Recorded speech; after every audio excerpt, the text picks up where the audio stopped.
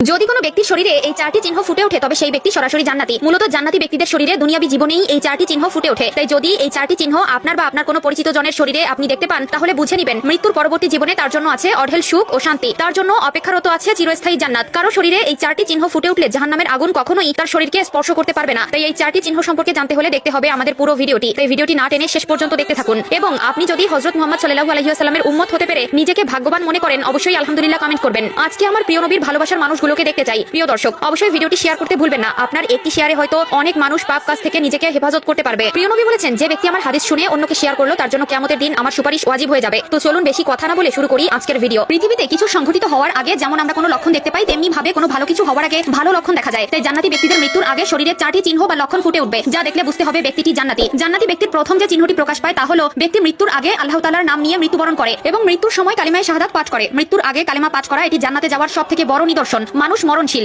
যার জীবন আছে তাকে মরতে হবে। আল্লাহ তাআলা বলেন, প্রত্যেক প্রাণীকে মৃত্যুর স্বাদ গ্রহণ করতে হবে। যে ব্যক্তি মৃত্যুর সময় কালিমা পড়ে ইন্তেকাল করবে তার জন্য জান্নাত সুনিশ্চিত। এ কারণে রাসূলুল্লাহ সাল্লাল্লাহু আলাইহি ওয়াসাল্লাম মৃত্যু পথযাত্রীকে তাওহীদের কালিমা তালকিন দেওয়ার জন্য বলেছেন। হযরত আবু হুরায়রা রাদিয়াল্লাহু তাআলা আনহু হতে বর্ণিত, তিনি বলেন রাসূলুল্লাহ সাল্লাল্লাহু আলাইহি ওয়াসাল্লাম বলেছেন, তোমরা তোমাদের মৃত্যু পথযাত্রীকে লা ইলাহা ইল্লাল্লাহ তালকিন করাও, কেননা যে ব্যক্তি মৃত্যুর সময় শেষ কথা হবে লা ইলাহা ইল্লাল্লাহ সে জান্নাতে প্রবেশ করবে। দ্বিতীয় যে চিহ্নটি প্রকাশ পায় সেটি হলো মৃত্যুর আগে মুখে হাসি থাকা। জান্নাতি ব্যক্তির মৃত্যু সহজ, যার ফলে মৃত্যুর আগে জান্নাতি ব্যক্তির মুখমণ্ডলে প্রশান্তি ও উজ্জ্বলতা দেখা যায়। এটি তার আল্লাহর সন্তুষ্টি অর্জনের প্রতীক। আল্লাহ তাআলা কুরআনের মধ্যে বলেছেন,